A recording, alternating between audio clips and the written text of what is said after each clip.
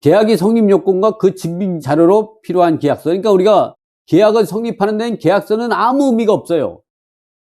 근데 계약서가 없으면 우리가 증빙할 자료가 없잖아. 녹취를 떠야 된다든가 또는 증인이 있어야 된다든가 아주 복잡해.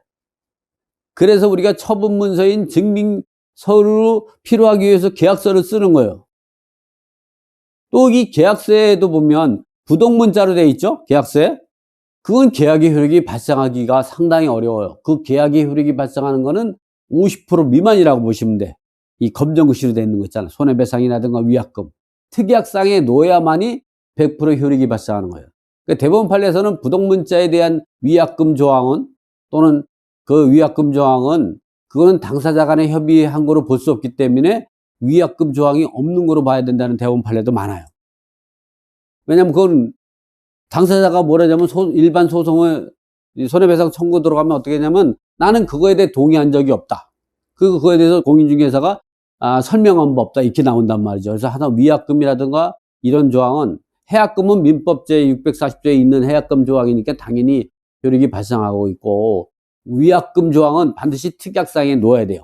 그런 내용도 우리가 이번 5주 과정에 자세히 설명을 드릴 거예요. 그래서 우리가 위약금 조항이라든가 해약금 조항이라든가 이런 내용이 있는 것이 좋을 수도 있고 없는 게 좋을 수 있어요. 왜? 계약을 깨려고 하는 사람은 없는 게 좋겠죠? 계약을 깨지 않고 나는 꼭 지켜야겠다는 사람은 위약금 조항이나 위약벌까지 들어가 버려야 돼. 그래가지고 아주 강하게 나갈 수가 있죠. 그래서 그거를 우리가 계약 공인중개사 계약서를 쓰는 사람은 누구 편도 들지 말아야 돼요. 어떤 경우는 이제 공인중개사가 자기 입장에서 자기가 좀 안다고 자기가 이 글을 써 다 만들어. 그건 굉장히 위험한 일이에요.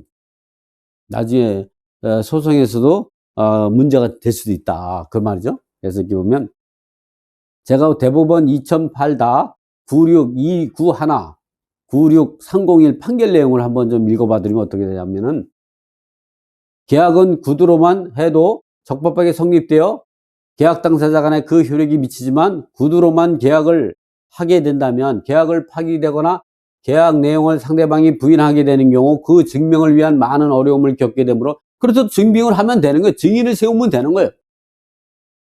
근데 법원에 가서 증인 쓰라면 대부분이 안 와요. 되므로 계약할 때 계약한 내용을 계약서로 작성해서 증빙 자료로 보관해야 한다. 그러니까 계약서라는 거는 작성 안 해도 되는 거예요. 계약서가 작성을 안 하면 엄청 어려워지는 거예요. 말을 엄청 많이 해야 돼요.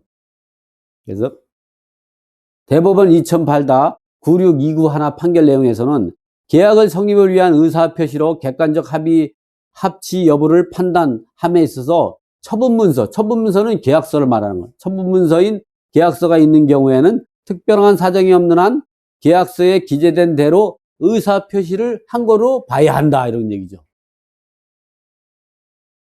하다못해 부동문자가 있다 하더라도 그것이 100% 무효가 되는 게 아니라 그래도 50% 증거 효력이 있다는 거예요.